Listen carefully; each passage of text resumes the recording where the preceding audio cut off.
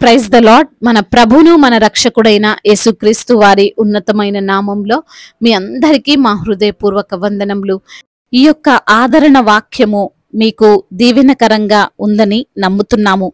కనీసము ఈ వాక్యమును ఒక 10 మందికైనా షేర్ చేయగలరని దేవుని పేరట మనవి చేసుకుంటున్నాము. ఈరోజు దేవుని వాక్యము, యోబు తన స్నేహితుల నిమిత్తము ప్రార్థన చేసినప్పుడు యెహోవా అతని క్షేమ స్థితిని మరలా అతనికి దయచేసెను. యోబు గ్రంథము 42వ అధ్యాయము 10వ వచనము. Job had prayed for his friends, the Lord restores his fortunes. Job chapter 42 verse 10. ఈ రోజుకు గాను దయగల దేవుడు మనకు అనుగ్రహించిన వాక్య భాగమును బట్టి ధ్యానించుకుందాము. ప్రభునందు ప్రియమైన సహోదరి సహోదరులారా, దేవుణ్ణి నమ్మిన వారందరూ కూడా కలిగి ఉండాల్సిన లక్షణాల్లో ఒక లక్షణం ఏంటి అంటే క్షమించే హృదయం కలిగి ఉండడం. మనం క్షమిస్తే మనము అభివృద్ధి చెందుతాం. మనం వారిని బట్టి ఆయాసపడకుండా ఉంటే మనల్ని దేవుడు గొప్ప చేస్తాడు. ఈ రోజున నీవు ఎవరి ద్వారా నిందింపబడుతున్నావో, ఎవరి ద్వారా దూషింపబడుతున్నావో, ఎవరి వలన సమస్యలను ఎదుర్కొంటున్నావో, ఎవరైతే నిన్ను చిత్రహింసలు చేశారో వారు నీ దగ్గరికి వచ్చి క్షమించమని అడిగితే, లేదా నా కోసం ప్రార్థన చేయమని అడిగితే నీవు చేయగలవా? చేయగలిగితే నీవు నీ యొక్క అభివృద్ధిని, నీ యొక్క ఆశీర్వాదములను చూస్తావు. దేవుడు లేని ప్రజలు దూషణలకు ప్రతిదూషణ చేస్తారు. ఒక మాటకు 2 అంటారు.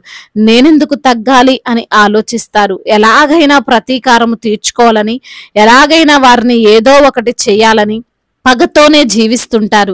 దాని వలన ఎవరికి నష్టం? వారికే కదా. ఒక ప్రాంతంలో 2 వ్యక్తుల మధ్య గొడవ జరిగింది. ఆ గొడవల్లో ఒక వ్యక్తి ఇంకొక అతన్ని తీవ్రంగా దూషించి అందరి ముందు అవమానించాడు. ఆ అవమానింపబడిన వ్యక్తి ఆ విషయాన్ని మర్చిపోలేదు. అందరూ గొడవ సద్దుమణిగిందిలే అని అనుకున్నారు. కానీ 2 రోజుల తర్వాత ఈ అవమానం పొందుకున్నటువంటి వ్యక్తి అతన్ని దగ్గరికి వెళ్ళి కొడవలితో నరికి చంపాడు. క్షమించలేక దానిని హృదయములో పెట్టుకొని పగ తీర్చుకోవడం వలన ఏమైందో తెలుసా? 2 కుటుంబాలు నష్టపోయాయి. చనిపోయిన వ్యక్తి పిల్లలు తండ్రి లేని వారయ్యారు. చంపినటువంటి వ్యక్తి పిల్లలు తండ్రి ఉన్న జైలుకు వెళ్ళడం వలన రోడ్డున పడ్డారు, అనాథలయ్యారు. అందుకే దేవుడు వాక్యం ద్వారా తన బిడ్డలైన వారికి చెబుతున్నాడు, నేను మీతో చెప్పినదేమనగా, మీరు పరలోకమందున్న మీ తండ్రికి కుమారులై ఉండునట్లు మీ శత్రువులను ప్రేమించుడి, మిమ్మును హింసించు వారి కొరకు ప్రార్థన చేయుడి అని. యోబును తన స్నేహితులు 3 కూడా దూషించినట్లుగా మాట్లాడారు, ఇష్టానుసారంగా మాట్లాడారు. యోబు ఏదో తప్పు చేశాడు, అందుకే ఈ శిక్ష వచ్చింది అని పలికారు. తమకంతా తెలుసు అన్నట్లు ప్రవర్తించారు. కానీ యోబు వాస్తవానికి ఏ పాపమో చెయ్యలేదు. ఈ రోజున ఈ లోకంలో జీవిస్తున్న మన చుట్టూ ఉన్న వ్యక్తులు కూడా యోబు స్నేహితుల వాళ్ళే ఉంటారు. మనం ఎప్పుడైనా నష్టపోయినా, ఏదైనా మనం కోల్పోయినా, పొందుకోలేకపోయినా అది మన తప్పే, మనము సరిగ్గా లేమో, మనకు జ్ఞానము లేదు అని నిందిస్తూనే ఉంటారు కదండి. అటువంటి వారిని బట్టి మీరు బాధపడకండి. దేవుడు వారికి తగినటువంటి బుద్ధిని చెబుతాడు. యోబును అన్ని మాటలంటే యోబు ఏమనలేదు కానీ దేవుడు మాత్రం ఊరుకోలేదండి. దేవుడు వారి మీద కోపపడ్డాడు. యోబు మీ పక్షంగా ప్రార్థిస్తేనే మీరు బ్రతుకుతారు, లేకపోతే బ్రతకరు అని వారిని హెచ్చరించాడు. ఇక వారి హృదయములో భయం మొదలైంది. ఇన్ని మాటలు పలికిన మనల్ని యోబు క్షమిస్తాడా, మా కోసం ప్రార్థిస్తాడా అని. కానీ యోబు అవేవి హృదయములో పెట్టుకొనకుండా వారిని క్షమించాడు, వారి కోసం ప్రార్థించాడు. వాక్యం సెలవిస్తుంది, మీకు ఒకని మీద విరోధమైనను కలిగి ఉన్న ఎడల మీరు నిలవబడి ప్రార్థన చేయునప్పుడెల్లను వానిని క్షమించుడి అని. యోబు అదే చేశాడు. అలా చేయడం వలన వారు దేవుని ఉగ్రత నుండి తప్పించుకున్నారు. అదేవిధంగా యోబు కూడా ఆశీర్వాదాలను పొందుకున్నాడు. ఈ రోజున ఈ మాటలు వింటున్న ప్రియమైన సహోదరి సహోదరులారా, క్షమించడం అనేది అంత సులభం కాదు. మనల్ని బాధ పెట్టిన వారిని, మనల్ని కావాలని కష్టపెట్టిన వారిని వారిని, మనం కష్టంలో ఉన్నప్పుడు కనీసం మనపై జాలి చూపని వారిని క్షమించాలంటే కష్టమే, ఇబ్బందిగానే ఉంటుంది. కానీ దేవుడు చెబుతున్నాడు వారిని క్షమించాలి. అంత మాత్రమే కాదు, వారి కోసం ప్రార్థన చెయ్యాలి. అది దేవుని బిడ్డలుగా మనకు ఉండవలసినటువంటి లక్షణం. నీవు క్షమించే హృదయం కలిగి ఉండడం వలన నీకేం నష్టం లేదు, నీవేమి కోల్పోవు. కానీ తప్పక దేవుడు నిన్ను, నీ కుటుంబాన్ని అత్యున్నతంగా ఆశీర్వదిస్తాడు, నీకు ఆరోగ్యం ఇస్తాడు, నిన్ను ఆర్థికంగా బలపరుస్తాడు. కాబట్టి మనము యోబు వలె క్షమించే హృదయమో కలిగి ఉందాం. దేవుడు ఈ మాటలను దీవించి మన హృదయములో ఫలింపచేయునుగాక. వాక్య భాగమును బట్టి ప్రార్థించుకుందాము. ప్రతి ఒక్కరు కూడా ప్రార్థనలో ఏకీభవించగలరు. ప్రార్థన. మహాశక్తి సంపన్నుడా, మహోన్నతుడా, కృపా కనికరములు కలిగిన దేవా, జీవాధిపతి, మీకు వందనములయా, స్తుతులు స్తోత్రములు చెల్లిస్తున్నాము తండ్రి. అద్వితీయ దేవుడవు, ఆలోచనకర్తవు, బలవంతుడైన దేవుడవు ప్రభువా, మీకు వందనాలు తండ్రి. ఈ రోజున తండ్రి వాక్యము ద్వారా మీరు మాతో మాట్లాడారయ్యా. అవును ప్రభా, యోబు తన యొక్క స్నేహితుల నిమిత్తము ప్రార్థించినప్పుడు అయా తనకు ఉన్నటువంటి మరి తండ్రి పూర్వస్థితిని మీరు తనకు దయచేశారని, క్షేమస్థితిని వారికి మీరు అనుగ్రహించారని, మేము కూడా ప్రభా మమ్మల్ని దూషించిన వారిని, మమ్మల్ని తండ్రి హీనపరిచిన వారిని, మమ్మల్ని తక్కువ చేసిన వారిని కూడా ప్రభా మేము క్షమించే వారముగా ఉండినట్లయితే తండ్రి మీ యొక్క ఆశీర్వాదము మాతో ఎల్లప్పుడూ ఉంటుందని లేఖనము ద్వారా మీరు మాతో సూటిగా తేటగా మాట్లాడి మమ్మల్ని బలపరిచి ధైర్యపరిచినందుకు వందనములయ్యా. ఈ రోజున ఎందరైతే బిడ్డలు ఏ ఏ సమస్యలతో ఉన్నారో, ఇరుకులతో ఇబ్బందులతో ఉన్నారో, వేదన బాధతో ఉన్నారో, నలిగిపోతున్న స్థితిలో ఉన్నారో, కృంగిపోతున్న స్థితిలో ఉన్నారో వారిని మీరు లేవనెత్తండి ప్రభా.